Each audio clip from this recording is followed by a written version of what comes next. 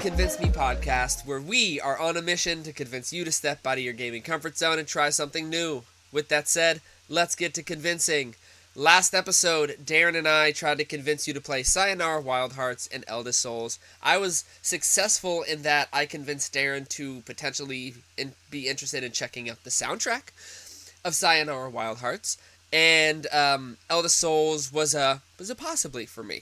Because it was very, very challenging, according to Darren. And, you know, challenging is fun, but I'm also the dude who has proceeded to begin playing most games on easy just because it's less stress. I get through them quicker, and, you know, all the reasons that are mine. And it also allows me to get to more games, which I'm a fan of. This episode... Darren is going to be convincing me to play Tunic. Darren. Yeah. My game last week that I said was Car Mechanic Simulator. Yeah. So... I'm pumped for this. I'm pumped. I gotta tell you. I'm pumped to be convinced for this. You're not gonna be. Oh. Because I couldn't even make it past the first mission. Because here's the thing. This game is truly a simulator in that if you want to do the work on these cars, you need to know about cars and their pieces and their bobs and their parts. And you know what I don't know? Cars. So when it asked me to, it gave you a mission that was like, I need this part repaired on my car. I'm sitting there and I'm like, oh, and I'm honestly not trying to do homework to play games for this show, because that's what I was going to have to do. You know what the saddest thing about that is? So uneducated when it comes to cars. What? So am I. And if you had told me that this game would teach you about cars and how to take care of them, that's all you would have had to say to convince me. It actually could have been a really easy convince, which is why I was telling you, don't count yourself out. But if I have to already know how to take care of cars, So, I mean, yeah, you're going to there's no have way. to look stuff up. Like, if you don't already know where the part of a car is that you need to repair or whatever, you're going to have to go look it up. The game doesn't tell you. I think it would have been an interesting choice if they had used this as an educational guide to fixing a car. That could have been done well. They could have had diagrams and all these other things. They might have, but I didn't see one. But I don't think they do. Now, I will say the user interface was pretty intuitive. It was pretty easy navigating around the car, but like the first one had me. One of the things I had to fix was the brake disc, and I thought I looked where it should be, but I couldn't find it. And I'm like, this is the first car, and I'm already having to Google where brake discs are on a car. Like, no, I am finished when it comes to this. So I said, You know what the I sad can't. thing about that is? I actually know where that is. Is it on the tire? Like near the tire? Yeah, it's inside. I looked and I couldn't find it. You gotta take the tires off and... The one thing I did do was because in order to complete the tutorial, you have to put engine oil in the car's engine, and I was able to do that. So I considered that a win for me. So I'm sitting there and I'm like, do I really want to have to take an asynchronous course on cars just to play this game, or do I want to try something else? Because it took me 25 minutes to get through the tutorial, and all the tutorial was go explore your garage and put oil in this car. And so I had to figure out how the game wanted me to do that. Is there a spot to do that? No. So I go on there and I'm like, bum it, I'll find something else. So I looked up this game called Crime Boss Rockay City, which was notorious for being pretty bad. So I was like, yeah, it'll be a challenge. So I go on there, and I'm expecting to find a story mode. I couldn't find a story mode. It was all co-op based things. Now, anybody listening, I might have missed it. It's very possible, but I did see that there was an update that pretty much turned the game into a roguelike, I think. is what the game became. You're basically a crime boss trying to rise up the ranks of the crime syndicate, I guess. Couldn't find that. And I'm like, well, bump it. I didn't say I was playing this, so I'm not going to force myself to play it. So I landed on a game called Roguebook. Hey, Darren, remember when we were on the phone? You asked me what I was playing? Yeah, that makes sense. I don't know why you didn't just say it then. Because I You said, wanted "No, your. it's just a game I'm trying out." And I sit here and I'm like, "Bro, you need to stop just trying random things when we have a show about trying to convince each other to play stuff we've never played. And if you're out here playing everything that looks interesting, like good for you, but that's one less thing that I could ever play to try and convince you to play." Okay, And so here we are. I don't want to set the precedent that we can just like that we're gonna drop because we're not like the only reason I changed was because I I'm the games that we're trying aren't my main games. This is something where I like exploring games. I like learning about new developers, and it's just putting the time to see the basics of a game. Get the first couple hours in, see what it's like, see if it's worth playing, and then I can add it to my backlog of games that I might play if I have time. Car Mechanic Simulator wasn't that. That is a game that if I were to play it, I would have to do research, which like I can do. I don't mind because that's pretty interactive. And if you're a car mechanic, then you need to know the ins and outs of a car. But for doing it for the show, I was like, no. But I agree. The diagram thing, like doing it that way, would have been super super interesting because it is an interactive way to learn about cars because there's actually a game on the PlayStation Store that is a JRPG that teaches you Japanese. I can't remember what it's called. Shujinko, I think, is what it's called. I think the three characters in the game are called Shu, Jin, and Ko.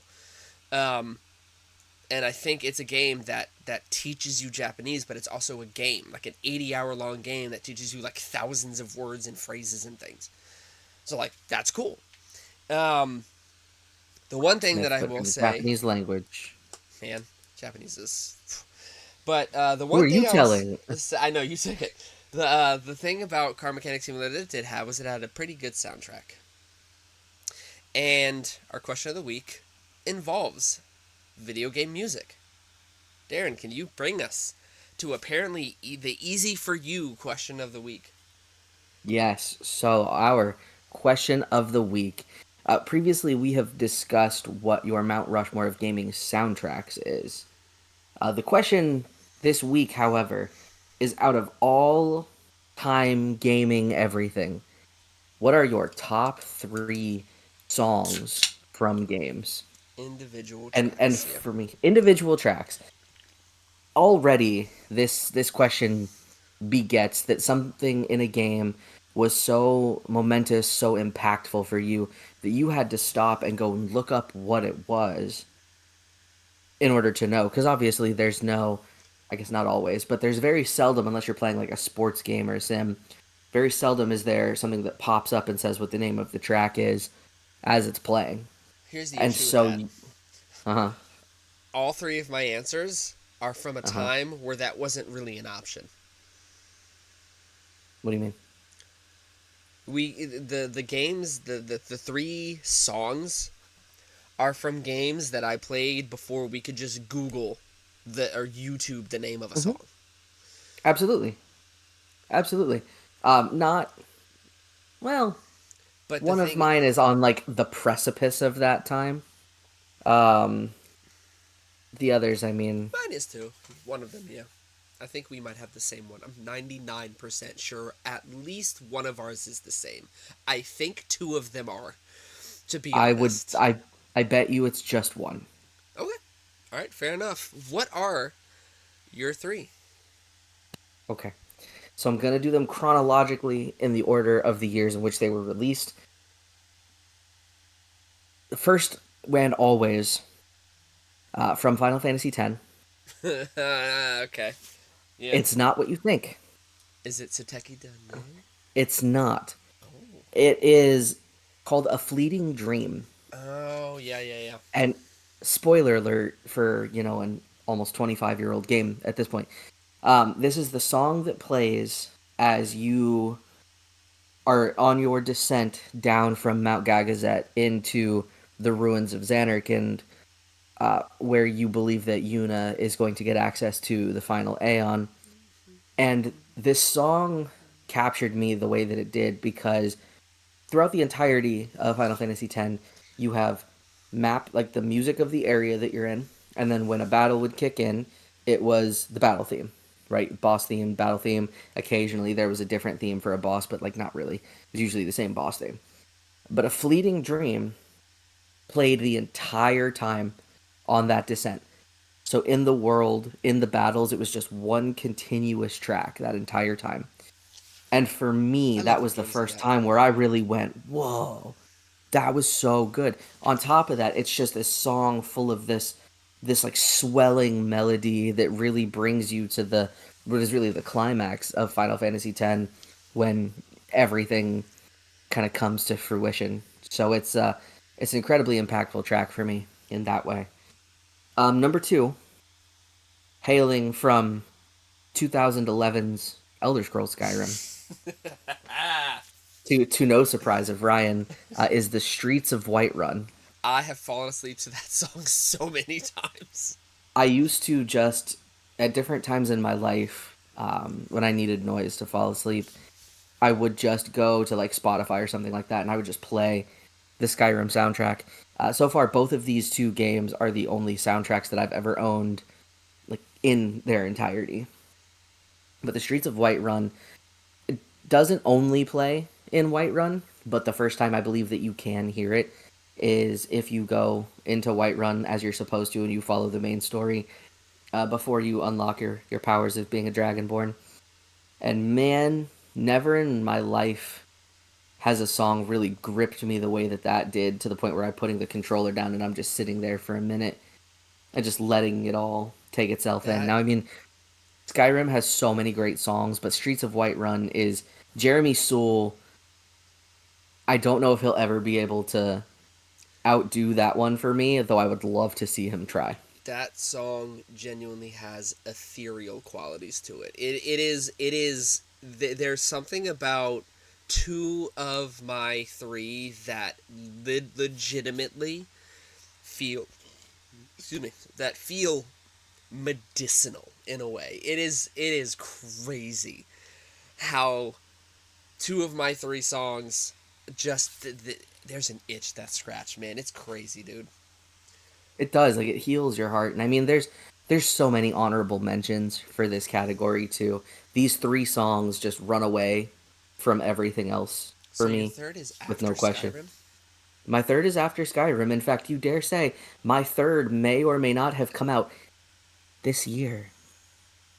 Oh, And of course, we are talking okay. about Sandfall Interactive's Clair Obscure, the song entitled Un Via Teme, which I made a whole TikTok about, and the actual, if you go look up the translation from French of that song, it actually gives a whole new context to the game as a whole, relative to who the people singing are representing, the conversation, the argument, the fight, the desperation. It was such a great track just to hear it in the game.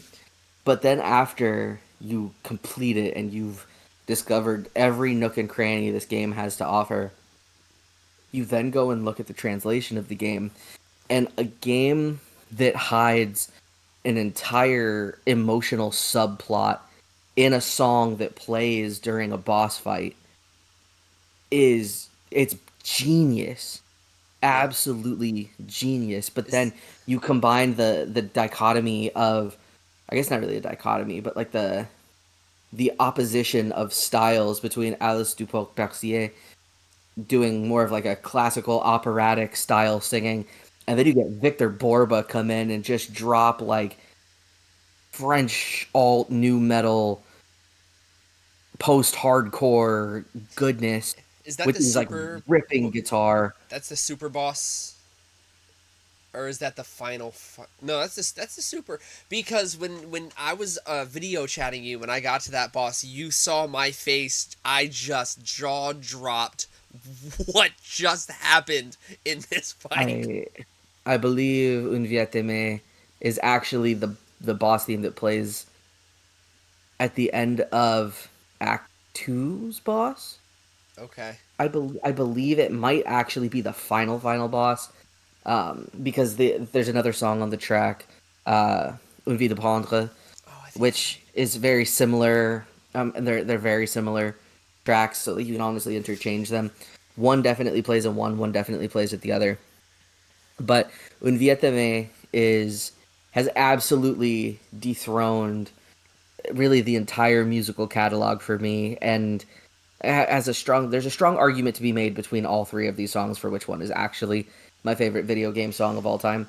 And I have so many honorable mentions, but those three have really run away, this. and I don't know what's going to take to catch up to them, to be So honest. your three to quickly summarize your list are Fleeting Dream from Final Fantasy X, Streets of Yep. Whiterun Skyrim, and Yep. French song from Clair Obscur because I Nailed don't know. it. I can't One remember how to life, pronounce it. a life of loving you Got it. is what it is in English.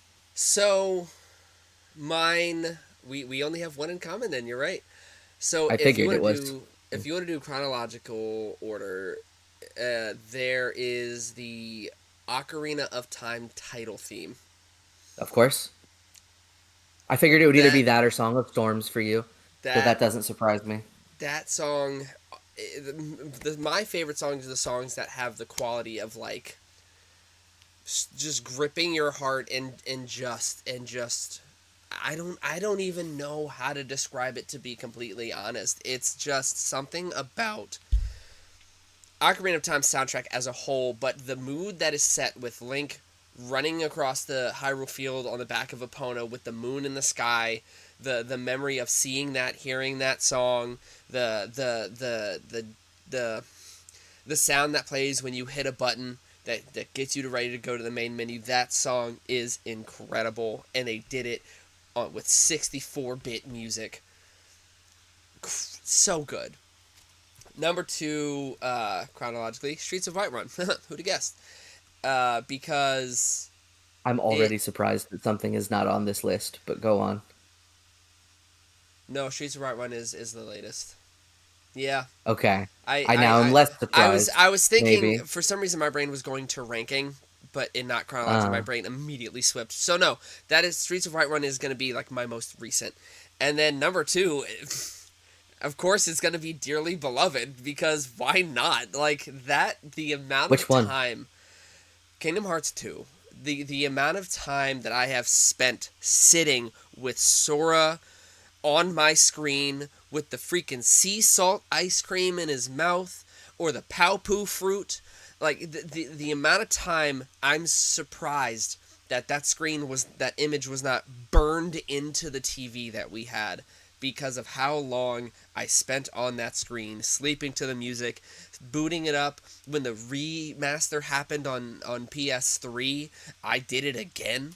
When I got it on PS4, I did it again and just sit there and listen to that song because that song, again, is ethereal. There is an otherworldly quality to Hmm. what Dearly Beloved offers, and I don't know how Yoko Shimomura did it. It really is. I mean, that's obviously one of my honorable mentions for sure. I'll never be able to fully decide for me between Kingdom Hearts 1 and Kingdom Hearts Birth by Sleep. Dearly Beloved. For me, those two are just the Dearly Beloved as a whole is just such a transcendent thing that really it puts you in such an interesting place, especially for those of us who grew up with these games. Because its ability to harken back emotions. They're so simple and clean. It's wonderful. um, Go home. got him. I am home. Um, but I mean, yeah, and then I mean Streets of Fire, of course. But I will just throw this out there for the sake of throwing it out there because they do deserve to be.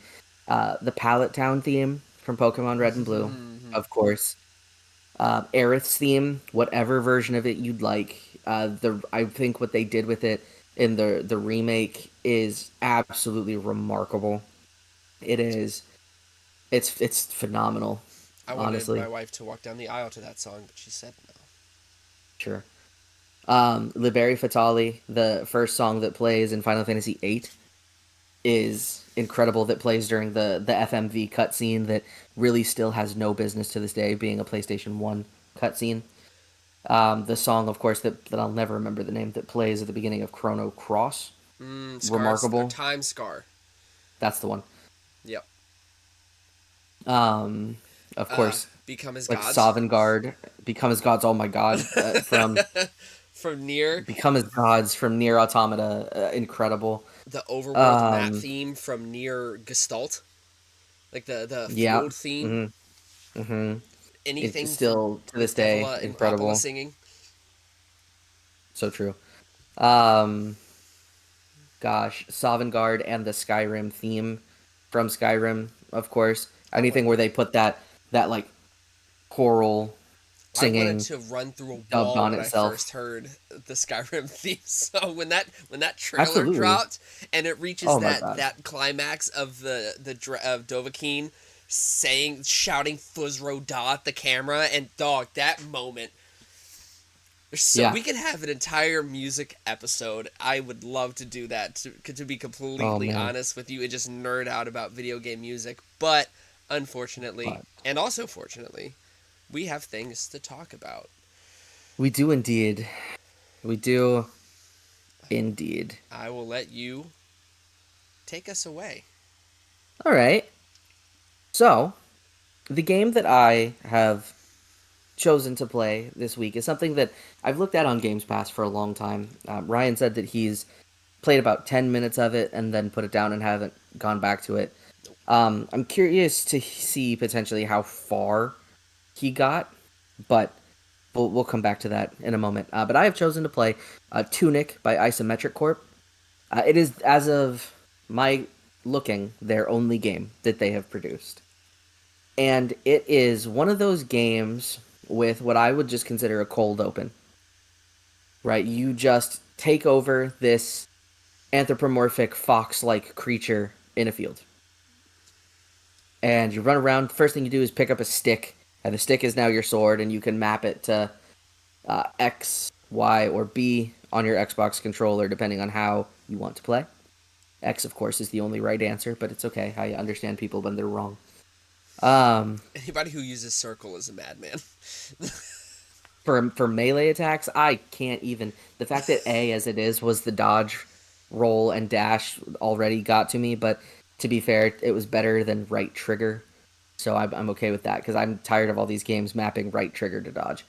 Um, but anyway, so you go in, you pick up, you find the stick, you go, you fight your way through, and you come to this golden door, and you examine this golden door, and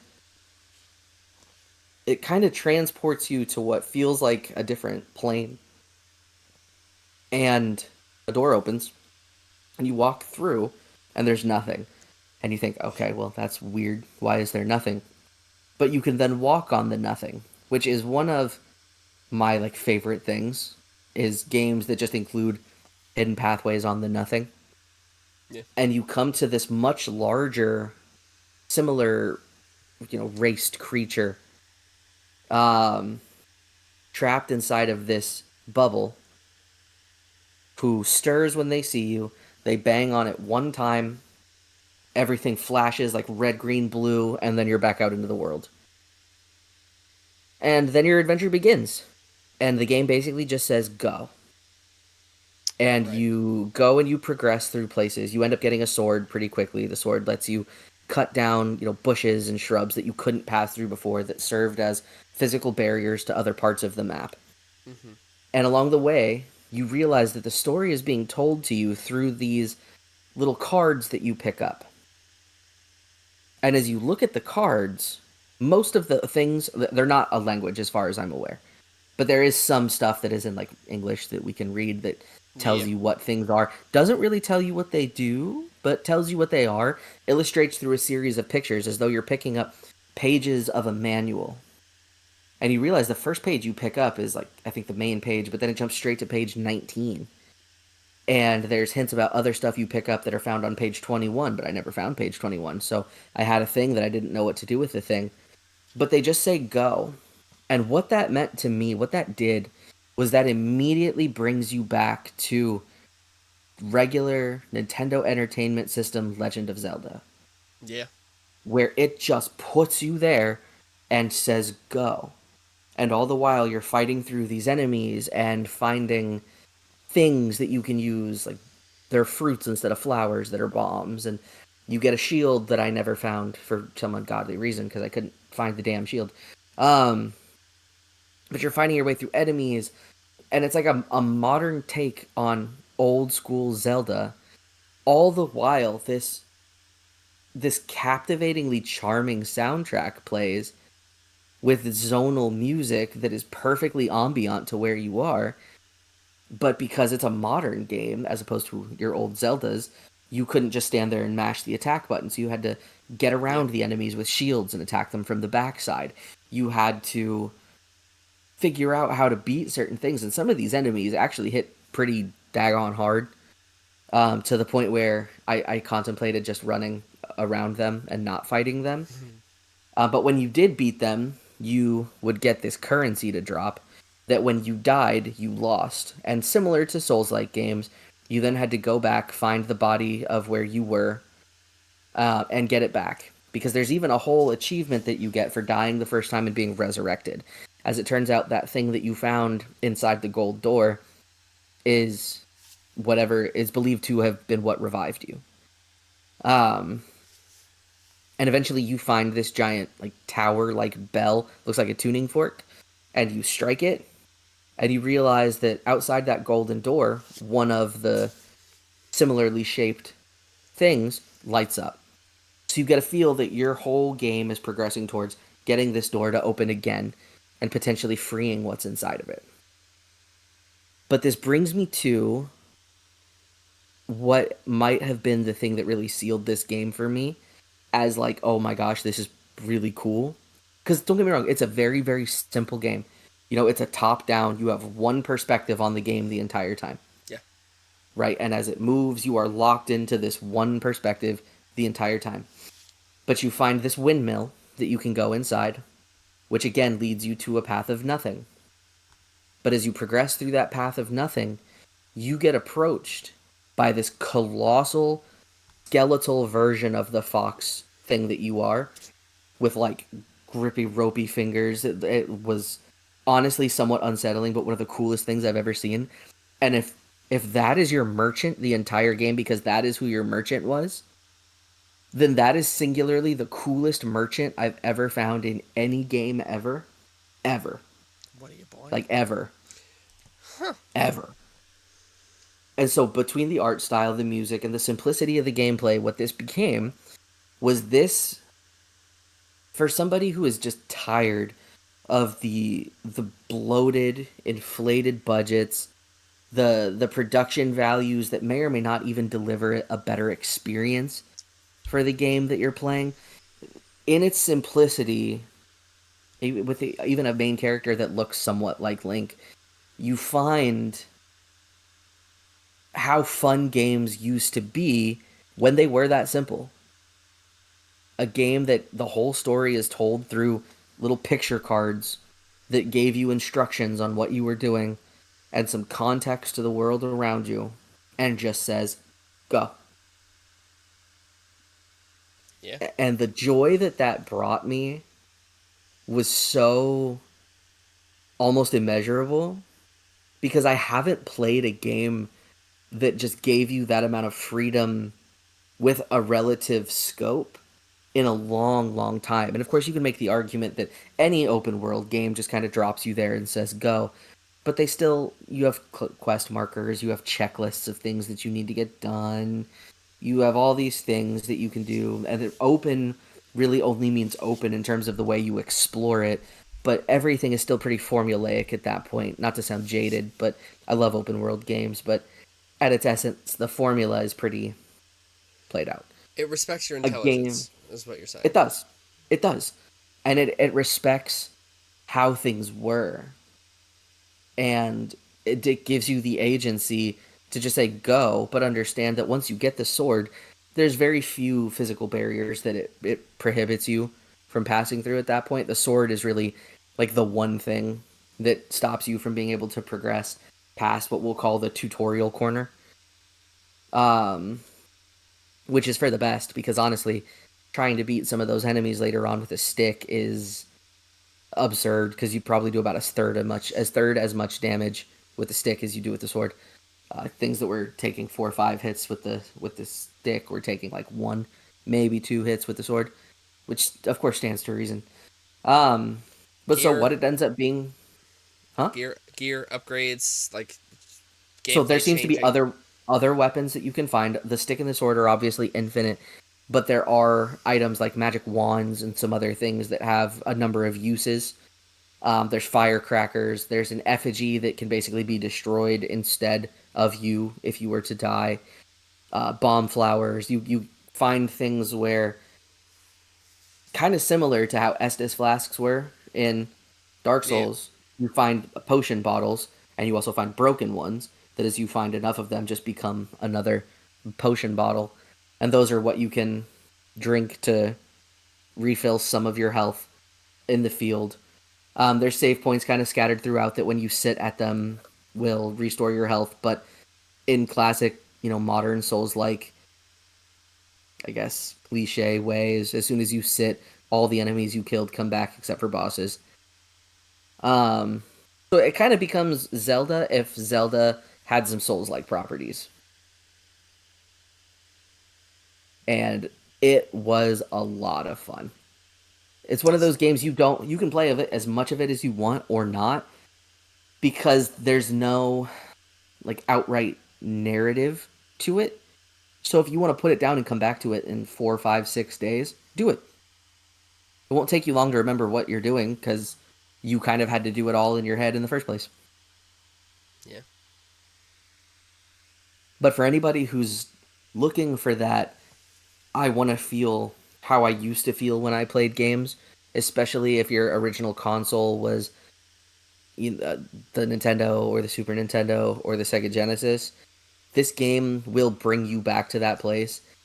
And I give just so much credit to Isometric Corp for it because I think it's in the time of these budgets and these inflated stories and visuals. I honestly think it's brave at this point to go the route of simplicity and to do simplicity well because like the combat didn't feel simple. You know what I mean? It didn't just Yeah. feel mash your way through and you'll be okay. So there's some complexities to combat. So what they put in the game, they made it feel good and they made it make sense while also letting you just do things. Just doing things is very nice. It is because I feel like there's not a lot of games that just let you do that now. Like, yeah, you can Yeah, do it in any Elder Scrolls game, but how like after a point, like for what? Once you have as much money and you have the best possible weapons and armor that you can have, and you've leveled everything up to level 100, okay, well, what do you do? it's classic Zelda with modern trappings. Yep, Yeah, which and better combat. for those who I one of my closest friends actually isn't, he has a hot take. Um, isn't a fan of Tears of the Kingdom or Breath of the Wild because in his words, it doesn't feel like Zelda. Like he said, don't get me wrong, games are good at what they do, but to him they don't feel how Zelda normally made him feel. So this game may be one of those things where if you're looking for classic Zelda in the modern age, like yeah, this may be what you're looking for because Breath of the Wild, Tears of the Kingdom, like echoes of wisdom where you're playing as Zelda, like it has the Tears of the Kingdom like solve this in any way you wish style gameplay because you can create echoes of objects and things like that. So um he might enjoy playing a game that, and I would too because I boy, I have a lot of gaming confessions. Maybe we should have a segment where we just Oh. confess make a gaming confession. Um Gosh, it's I just looked it up. So Tunic is about a 12 and a half hour game. nice. If you want Good length. 100% it, it's about 21 and a half hours. Good length. Good length. Great length. Great length for a game. It's funny too because I look at the developer and it just gives one name for the developer. Mm-hmm. Published by a company called Finji, but the developer, it's Isometric Corp, but it seems to be one person. That's awesome. But my gaming confession, I never beat A Link to the Past. I've played it many times, never finished it.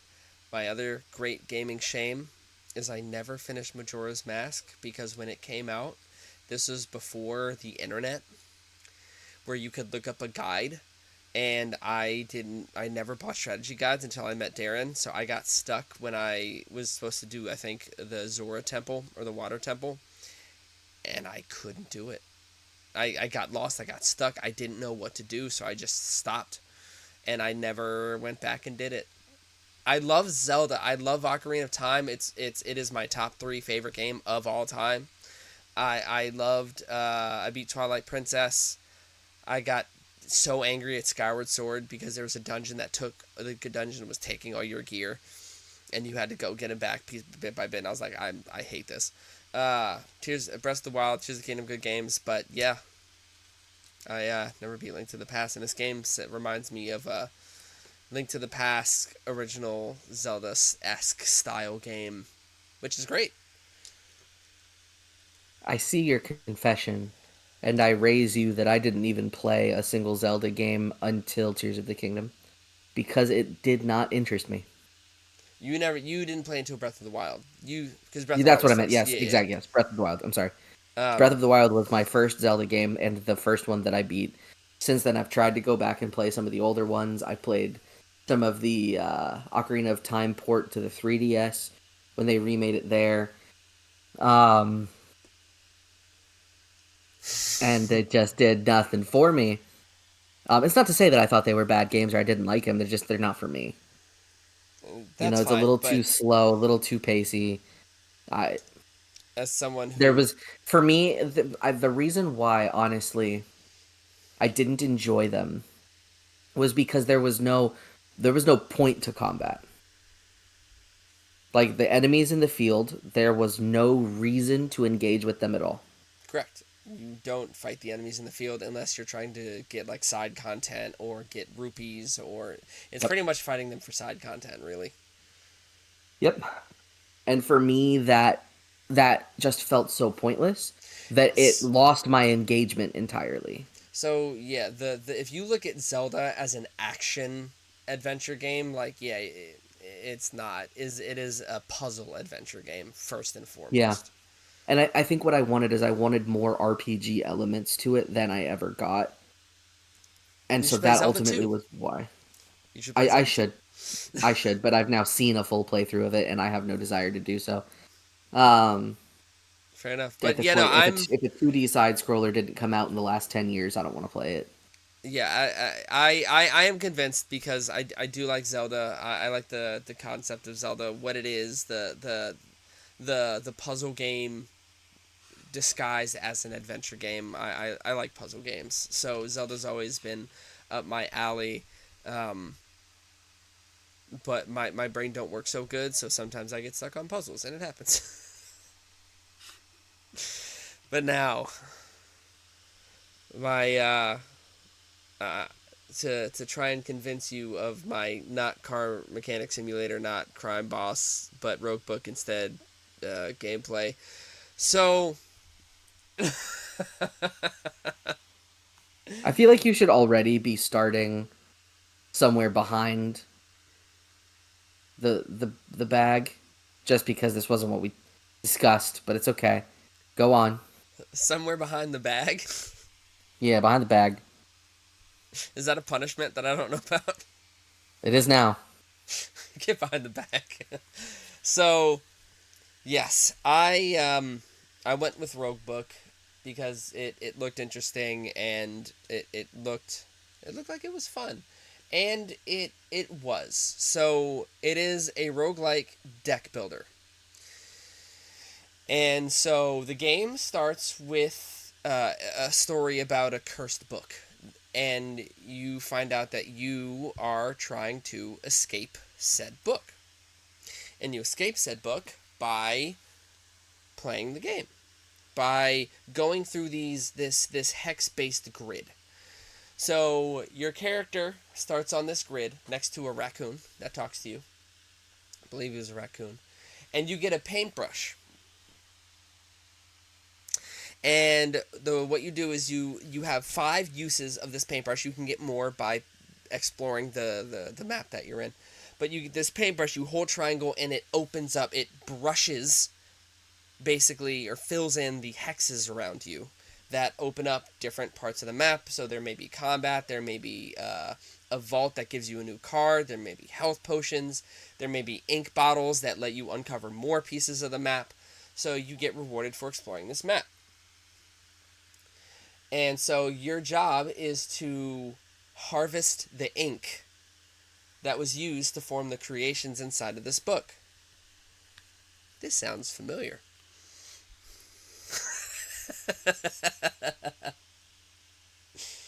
And by the way, this game came out, I believe, 2019. So, but yes, the combat is a deck builder, and the way it works is you have a deck. You don't build the deck in the sense of like a trading card game. You build a deck by just getting cards by playing the game. And each card has a certain amount of energy, either 0, 1, 2, to the point where I got to. They can go fairly high. Um, and you get a certain amount of energy per turn to play said cards. And you can either play attack cards or defend cards. The attack cards give you certain values. Certain cards are affected by your hero's placement. So it's actually 2 characters because you get a second character. And the one card that was my favorite was I believe it was something retreat, but your first character that you're controlling, if they're in the front, they will flip to the back of the party and be more protected while also dealing damage. And so your job is certain cards will move certain heroes to the front, and normally the hero in the front will take the damage from the enemies. And so your first hero that you get is basically your DPS, and the second character you get was your tank. So obviously, your tank has more health. And it's to the point, this is a thing that I really liked. As you get a certain amount of cards, you unlock talents, and you get to choose 1 per row. So you basically have to pick, do I want a talent that will affect my DPS, my tank, or the party as a whole? And so one of the talents that was really useful was for the tank, and the talent was that for every every card you add to your deck, your tank gets 1 extra health. So by the time I was How done, frequently can you do that? you're getting Like, how you're frequently do you add cards to your deck?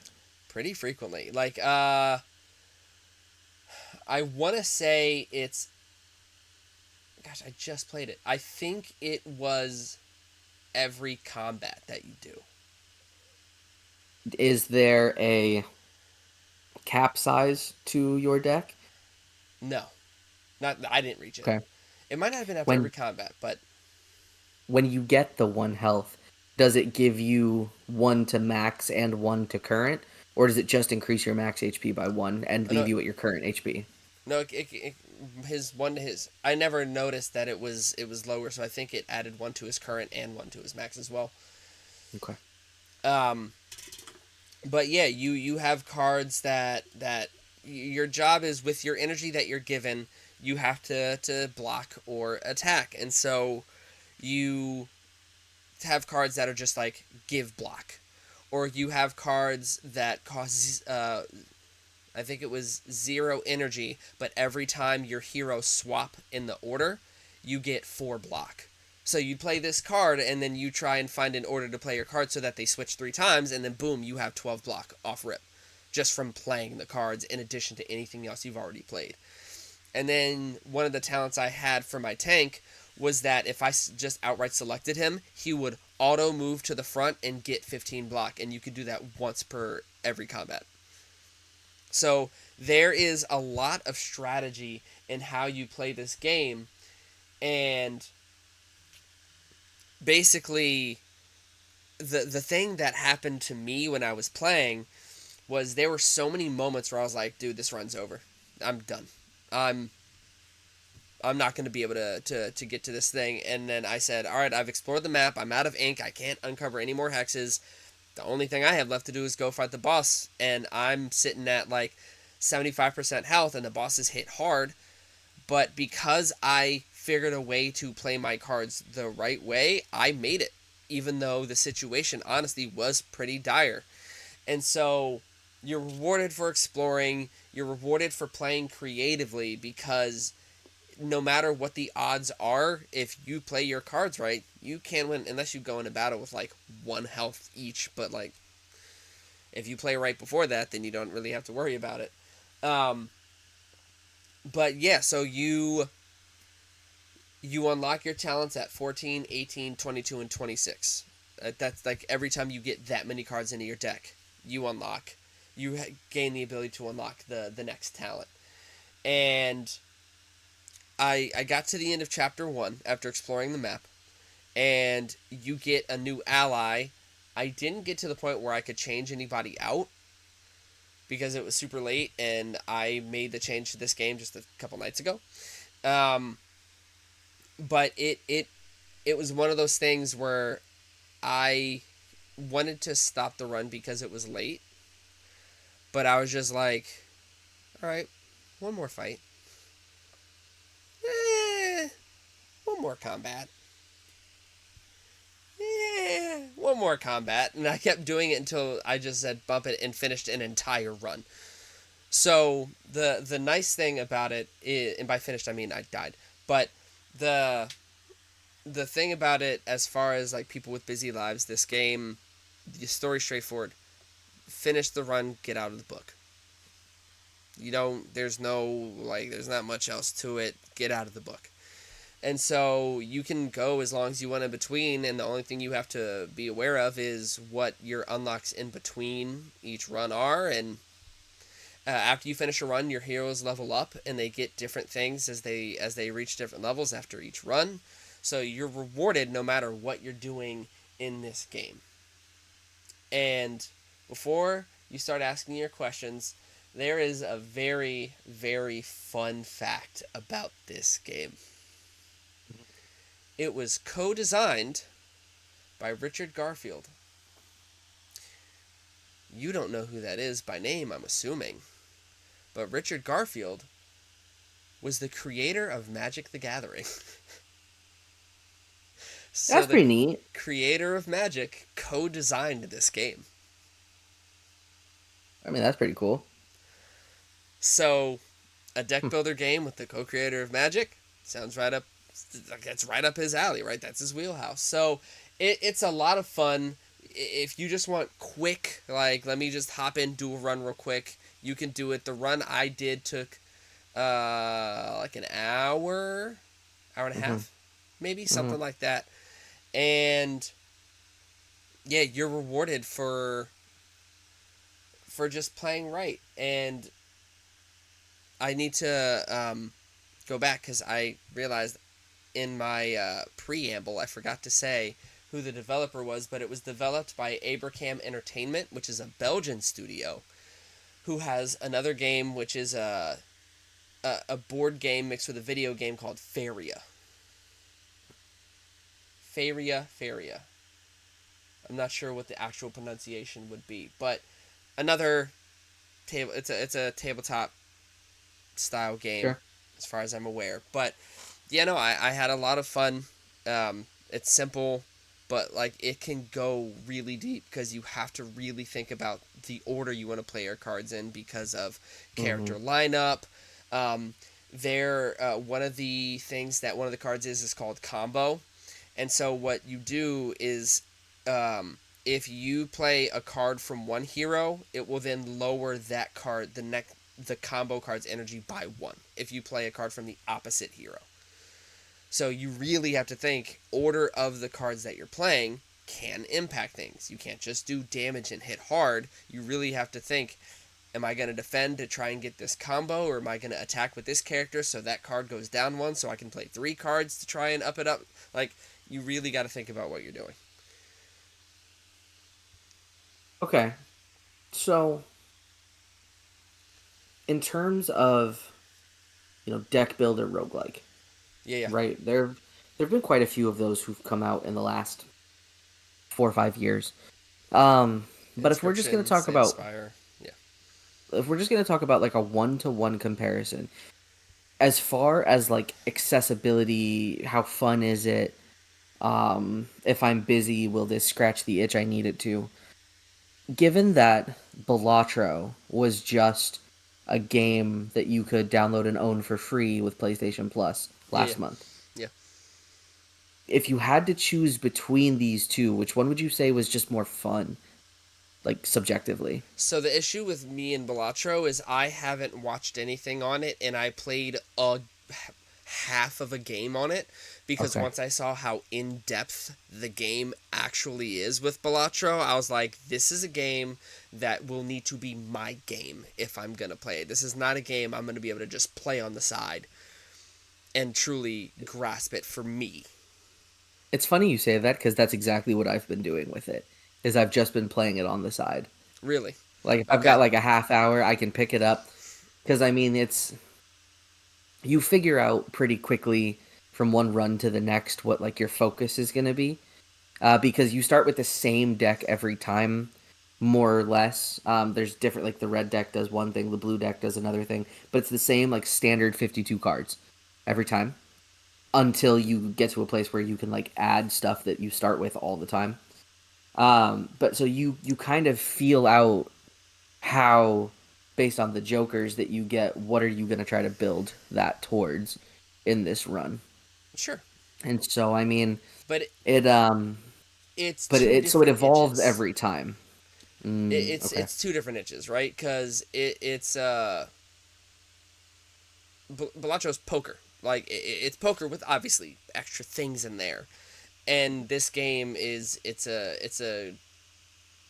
more akin to like where granted this is me speaking on a game that I like I said I played for 5 minutes, and then once I realized how in deep it went, I was like, no, I'm not.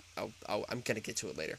Um, but it's more akin to like Slay the Spire Mm, than anything, right? Where you're doing quick runs, you're trying to beat the enemy, you're trying to get out and get out of the book and everything.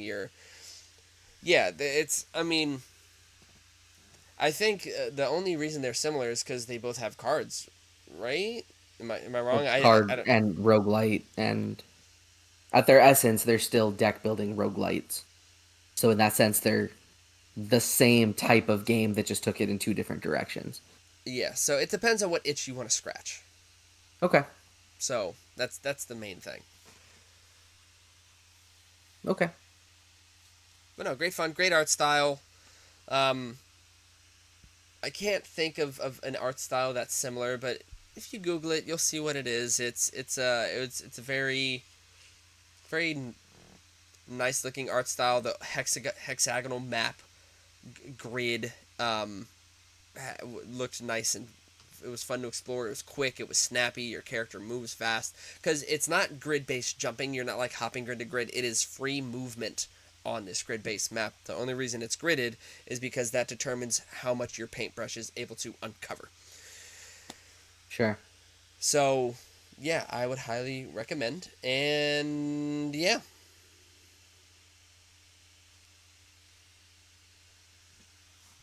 Hmm.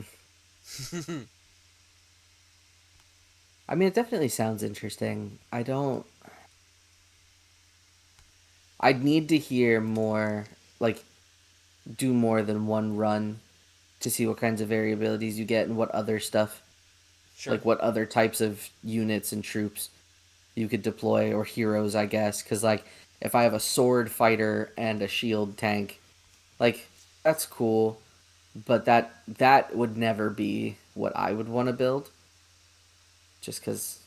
that's boring to me. Safe but boring. Sure, Um, that's totally fair. And like I said, I did get a third person, um,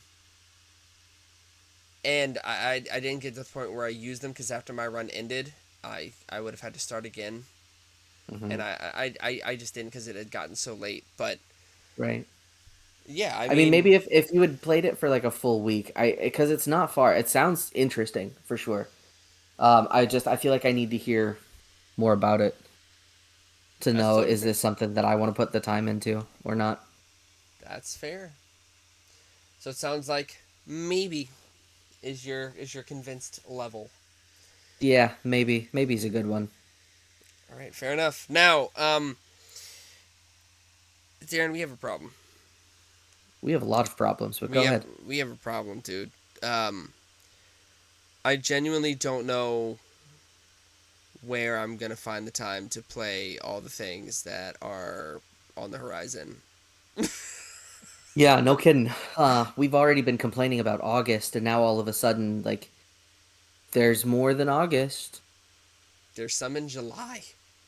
I know. Like, what do we do? Okay, so for those who don't know what we're talking about, Summer Game Fest is happening currently as of June 7th, and it is, as far as I'm aware, replacing what used to be like E3 summer game announcement type thing where like Xbox and PlayStation would come out and Nintendo too and would just like say, "Hey guys, this is what's on the horizon." And cuz I believe E3 was always like summerish time. Mm-hmm. And Mm-hmm. so there are a lot of things that are being shown, and a lot of them look interesting. A lot of horror games, like the one that stands out to me is Ill, which apparently people have been waiting for since 2021, and I'm like, I don't even recall hearing about this thing. Hell is Us is on the horizon, and for me, the two that stand out are Echoes of the End, which is like a third person narrative driven character action, but action game that has a black female protagonist, which I'm always on the hunt for in my fantasy, and just the casual dropping of the Resident Evil 9 trailer, which I am so excited for because I have no idea where they're going. The character they showed, I don't know who she is. Granted, I'm not deep in Resident Evil lore, so maybe she's been in other games, but she doesn't sound familiar with any of the games that I've played. So, yeah, that they just casually dropped Resi 9 and I'm like, I although I don't think there was a release date. I think it was 2026 sometime, but yeah, God I bless it. Gets to go up against the juggernaut that is GTA. but two different niches, right? Like Yeah, but let's be honest. Let's be honest. Resident Evil will take you 20 hours at most. GTA will take you hopefully 14 years. maybe I'm the weird one. And honestly, I probably am. I would if they were for whatever reason to come out at the same time. They're not. But if they were, Capcom would never be that dumb. no, no, no, no. I personally would get Resident Evil 9 before I got GTA 6. I know you would. Just personally. Because I haven't finished a Grand Theft Auto since Grand Theft Auto. Actually, no, I finished 4. I just didn't finish 5 because it was just too long for me. It was just too much. Sure. That's just me. But yeah, what stood out to you? Okay. So first and foremost, for the first time in forever, but more recently just because it's fun, we got the announcement of a third person like action RPG game starring none other than the Wu-Tang Clan. That is Wu-Tang Rise of the Deceiver. And I'm not even gonna pretend like it doesn't look like it could be a lot of fun. Um, but I mean, we'll see. Who knows? More interesting to me, though, and this will come at the surprise of nobody who's been paying attention for the last few weeks. Um, we have a new Metroidvania coming out called Constance, um, Mm. which was a very captivating trailer when they showed it. But you are this like purple-haired protagonist wielding a paintbrush, and it looked like it felt just like the culmination of all of the Souls-like Metroidvanias that we've seen coming out lately. It looked difficult, but the bosses looked compelling. There's a lot of things going on in the foreground and in the background. They showed what looked like a whole boss sequence of like marionettes in the foreground with this colossal thing and a giant glowing beacon in the background. Potentially either that's what you're fighting or it's a phase shift, I don't know. But it looked so interesting Okay. to see. So Constance for me is is easily the thing that I have the most excitement about as of right now. Um, I There's also still, well, I mean, we're gonna find out because there's God. As of us recording this, tomorrow afternoon is the Xbox Presents, which for those keeping score, there was an Xbox Presents where we got Clair Obscur, Tides of Annihilation, and Lost Soul um, aside. thank you, Lost Soul aside, all at the same time. I believe, yeah, yeah. And so, I mean, if they can deliver anything of that quality in this one, I would be so excited. Not to mention, I feel like it's got to be soon that we see more about Elder Scrolls 6, right? Like it's gotta be soon. It's been so long They're since gonna do we've the seen presentation anything. tomorrow, and it's gonna show a mountaintop, and it's just gonna zoom out slowly, and then it's gonna go into space, and it's just gonna say Starfield 2.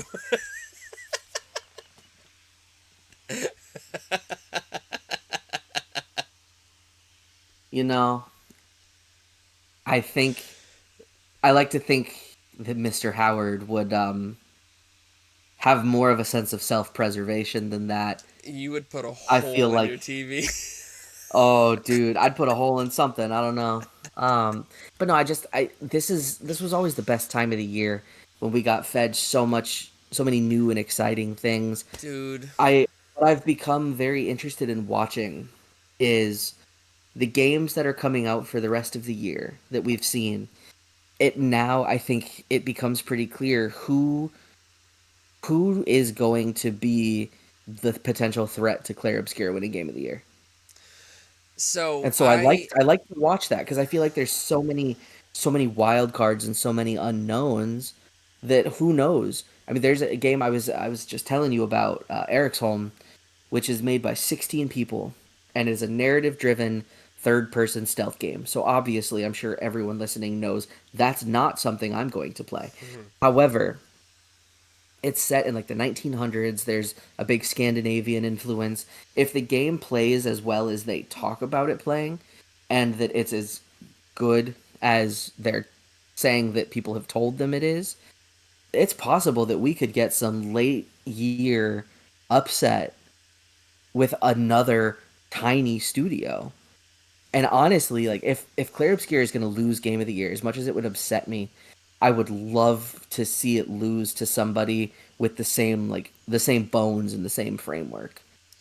yeah, You know, I small indie studio just delivering a product that they love. I remember back in the day when we would both get up back when E3 was still a thing, and it was summertime. All we had to worry about was soccer camp, which is where Hmm. we met. For those who don't know, and it would be like 7, 8 in the morning, and it would just be E3 all day long, and that was all Hmm. we did. And we'd be on the phone, we'd be on Skype, we'd be talking about it, looking at trailers of games, getting hype about them, and that was a time that feeling of that time of the wondrous excitement of what games are on the horizon is such a fun feeling. It's so Hmm. nice to be able to look forward to what the future of games are. And Yeah, there's so much on the horizon. There's a new Ryuga Gotoku game within the creators of Yakuza called Stranger Than Mm. Heaven. Um, and there's Splitgate 2, which is getting some Mm-hmm. love. There's I don't care about that. Yeah, there's Wu Tang Rise of the Deceiver. There's Wu Chang Fallen Feathers, which looks to be like a female, a version of Black Myth Wukong with a female lead. There's Mm-hmm. so much stuff And then if you happening. like sequels, I mean, there's Mortal Shell 2 for the Souls-like fans.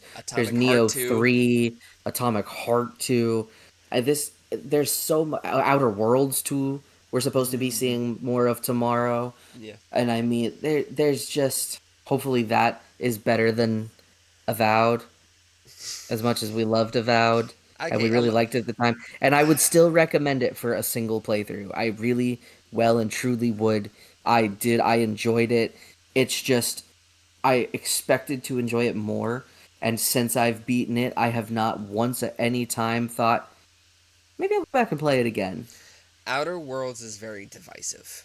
It was very a Mm, lot of people. I liked it. I had fun with it. A lot of people there's a vocal crowd that were not fans of the game at all. So I'm hoping that what they do is they take whatever feedback they got for the first one, because there was some stuff to work on for sure, and make Outer Worlds 2 better. But we'll see. But here's the thing about Outer Worlds is that's not a studio that we need to really worry about not doing well, because they're owned by Microsoft. right. We need to worry about them. Obsidian is pretty safe. We hope, but Well, you're right. Although, you know what though, that in a way, I think we got to wrap that up with there. But speaking of studios that are probably safe, we hope. That actually brings me into what my game will be next week. Um, Next week, Ryan and I will be doing our second episode of Convince Me to Go Back, where we go back and play games from our childhood that for whatever reason we just never had the ability to play. You know, whether that was for finances, whether that was because we couldn't convince our parents to get it. For me, in this case, it was because I didn't even own the original console that my game came out on, because my first PlayStation was the PlayStation 2. Now, the game that I am going to play is The Legacy of Kain Soul Reaver. I am going to play the remastered version, however. I'm not going to play the original PlayStation 1 version. I will be playing the one that just came out as a remaster last year. However, the game is still, we'll call it Let's Go Back, because it's still gonna have the same everything I've seen is it has the same charms. It's just better, yeah, right? golly day, do you know what this game came out on PlayStation, PC, and Dreamcast? And Dreamcast, Oh my god. wild. I didn't three things I did not own as a kid because I was always a Mac family, and I didn't own a single Sega console. But this game was developed by Crystal Dynamics, who was responsible for the modern Tomb Raider trilogy. Funny enough, and that's why I bring up the studios that you hope are safe. Crystal Dynamics was actually sold by Square Enix to the Embracer Group in August of 2022. For those who've been keeping score, the Embracer Group is the people who bought Borderlands and Gearbox from 2K, and then greenlit that horrid movie before selling it back to Take Two. That's So knowing that's that the that's a whole Embracer thing. Group, so just it's a weird full circle moment with having to see that something was sold by Square to the Embracer Group, and now when's the last time you heard anything about Crystal Dynamics? I don't know. But it was Tomb Raider. published by Eidos Interactive. Eidos has done so many things. Also, the modern Tomb Raider games. They did Hitman, and more prevalent for me is that is the studio that was responsible for the Deus Ex games, specifically Mankind Divided and Human Revolution. Human Revolution is one of my favorite games of all time. Like it's easily in the conversation of top 10. That top 5 has gotten a little more crowded with Clair Obscur existing. But Yeah. Deus Ex, to me, that was one of those games that just it stayed with me so long. That was my cyberpunk before cyberpunk. Yeah, makes sense. And so to go back and play a piece of IDOS history, I'm very excited about. IDOS has also been taken over by the conglomerate that became Square Enix in 2009, which I believe was not too long after the merger of SquareSoft and Enix. And I think there was another company in there that was part of that merger as well. Was was first Kingdom Hearts just Square? Yes, it was SquareSoft indeed. Final Fantasy X was as well. Wow. Both of those are Squaresoft games. One might argue, and there's a lot of division over this, that Square games started to suck after the merger, and Final Fantasy X was their last Squaresoft game. Final Fantasy is, I believe, Kingdom Hearts 2 was also Squaresoft. I'm going to look at that right now. While you do that, my game is very simple. Bethesda Softworks is the company, and I'm doing Doom 3. Never played it. Always interested, but never got to it because I don't know. I just didn't. So I'm excited to go back to play a boomer shooter. Good old boomer shooters, man. Boomer shooter. Okay, no. It does seem as though Kingdom Hearts 2 was Square I Enix. thought so. I So thought Kingdom so. Hearts 1 was Squaresoft. That's crazy, man. But anyway, thank you for Kingdom listening. We hope that you enjoyed this episode. Please leave us any feedback, suggestions. Talk to us, chat with us online. One of the videos I uploaded sparked an interesting conversation. Please feel free to come and start a conversation. We love discussing these things, just talking about them. Subscribe, follow us, and with that said, Are you convinced yet? bye.